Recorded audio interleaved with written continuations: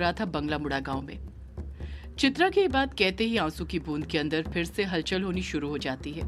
युग को सब कुछ धुंधला नजर आने लग जाता है।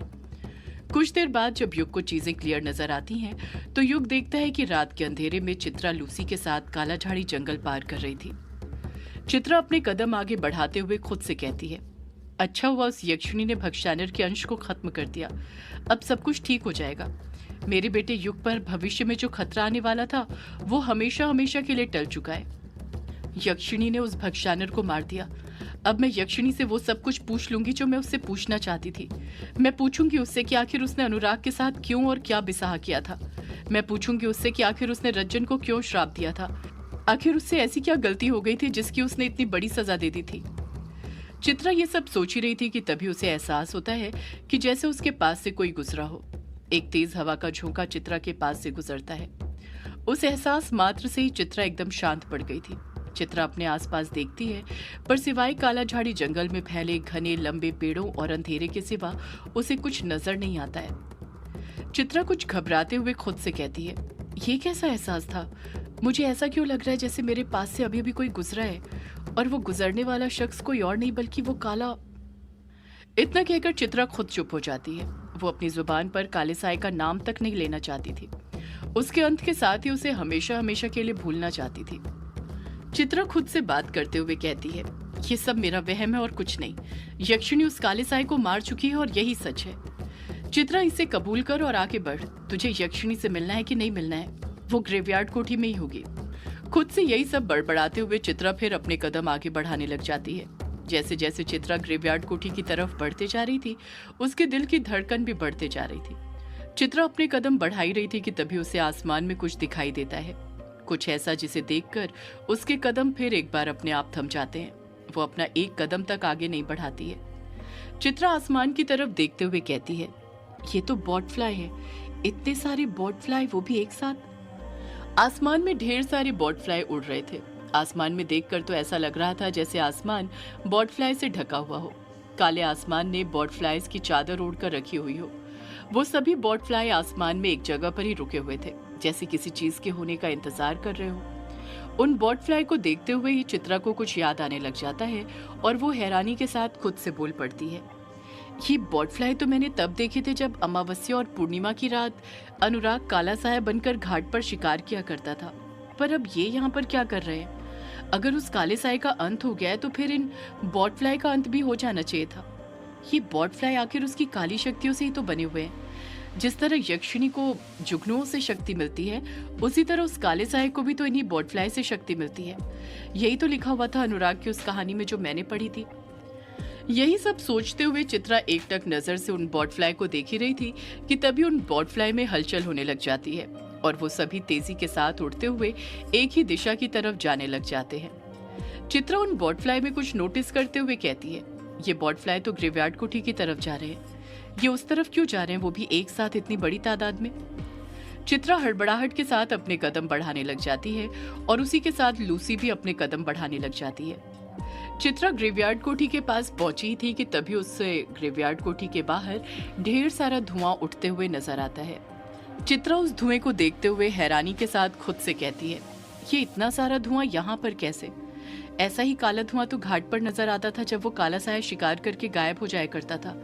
इसका मतलब ये हुआ कि चित्रा ने इतना कहा ही था कि ग्रेवयार्ड कोठी के आसपास जितना भी काला धुआं फैला हुआ था वो धीरे धीरे छटने लग जाता है और उसी काले धुएं में आसमान से आते हुए ढेरों बॉटफ्लाई मिलने लग जाते हैं। देखते ही देखते ग्रेवयार्ड कोठी के सामने एक काला साया आकर खड़ा हो जाता है। वो काला साया जिसका शरीर धुएं और बॉटफ्लाई से बना हुआ था, जिसकी बड़ी बड़ी दो आंखें पीले रंग में चमक रही थी।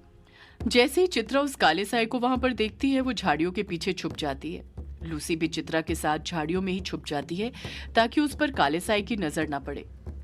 चित्रा उस काले साए को देखते हुए मन ही मन डरते हुए खुद से कहती है, ये काला साया तो अभी तक जिंदा है।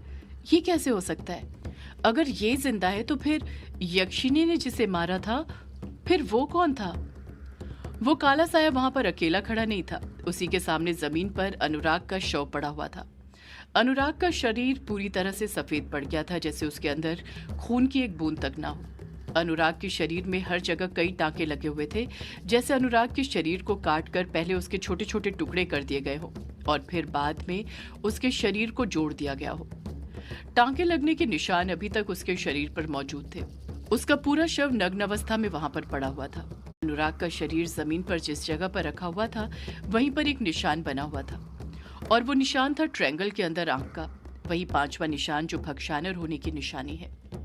वो काला साया अनुराग के शव को देखते हुए खुद से कहता है, मैं तेरे शरीर से निकलना नहीं चाहता था अनुराग, पर क्या करूं, उस यक्षिणी के कारण मुझे तेरे शरीर में से निकलना पड़ा। उसने मुझ पर हमला जो कर दिया था।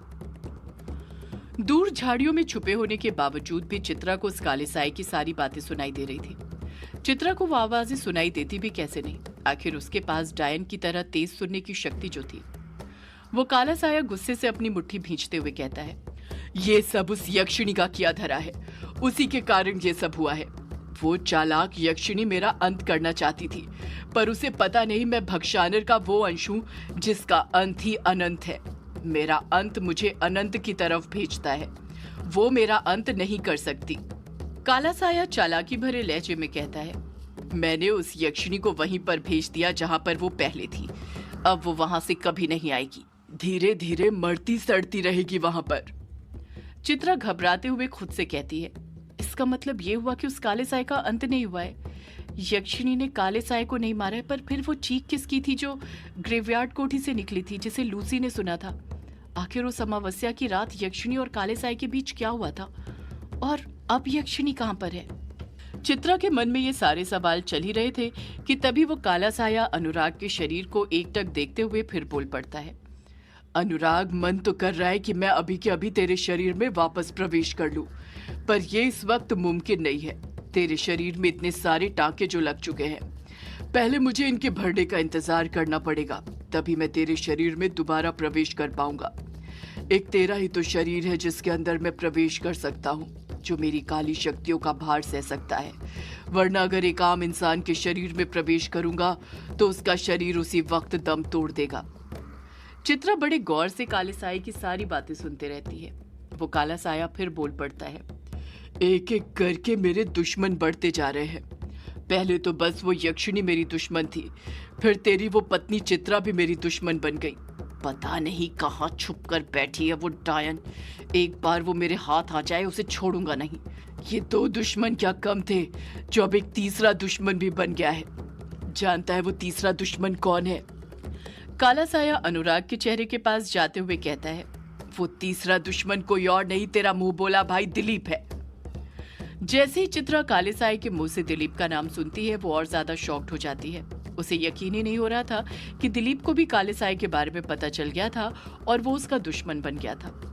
काला साया अपनी बात को आगे जारी रखते हुए कहता है, उस दिलीप को तो जरा सी भी मेरे वजूद की भनक नहीं है। वो तो जाने अनजाने में मेरा दुश्मन बन गया है। उस पागल को लगता है कि यक्षिणी इस ग्रेवयार्ड कोठी में रहती है और उसी ने अमावस्या की रात तेरा खून किया है, तुझे अपना शिकार बनाया है।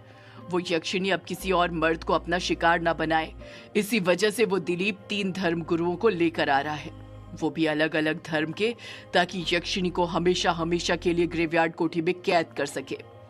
पर उसे क्या पता, यक्षिणी तो पहले से ही ग्रेवयार्ड कोठी में। इतना कहकर काला साया डरावनी हंसी के साथ हंसने लग जाता है। काला साया फिर बोल पड़ता है, उस दिलीप ने उन तीनों धर्म गुरुओं को बुला लिया है और इस वक्त वो तीनों हवेली में बैठकर तैयारी कर रहे हैं यक्षिणी को कैद करने की।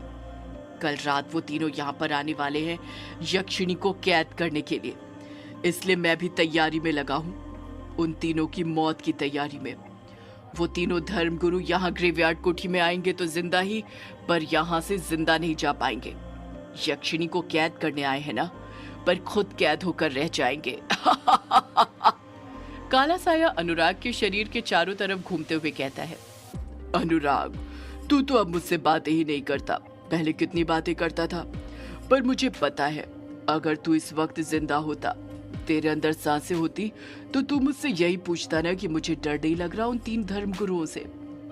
काला साया अनुराग के एकदम पास जाते हुए धीरे धीरे कहता है, सच कहूं तो डर लग रहा है, बहुत डर लग रहा है।